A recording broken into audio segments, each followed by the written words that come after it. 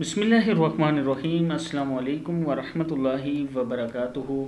اپنے رشتے یا اپنی اولاد کے لیے رشتہ تلاش کرنے کے لیے سورہ یاسین کی یہ آیت نمبر 36 جو ہے یہ آپ نے فجر کی نماز کے بعد 100 مرتبہ پڑھنی ہے۔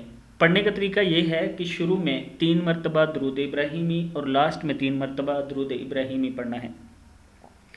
اس کے بعد آپ نے اللہ تعالیٰ سے دعا کرنی ہے، انشاءاللہ اللہ تعالیٰ آپ کی ضرور مدد فرمائے گا۔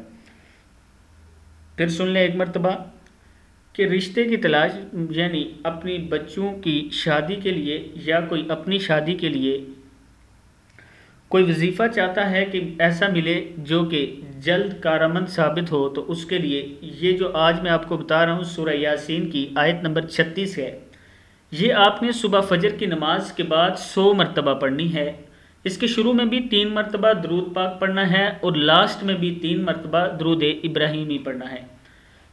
آیت کیا ہے؟ بسم اللہ الرحمن الرحیم۔ سبحان الذی خلق الازواج کلھا مما تنبت الارض ومن انفسہم ومما لا یعلمون۔ کیا ہے؟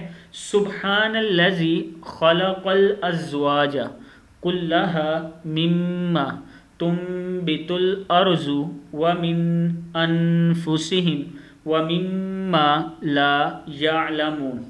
پھر پڑھ لیں، سبحان الذی خلق الازواج کلھا مما تنبت الارض ومن انفسہم ومما لا یعلمون۔ صدق اللہ العظیم۔ اس ویڈیو کو آپ نے آگے شیئر ضرور کرنا ہے۔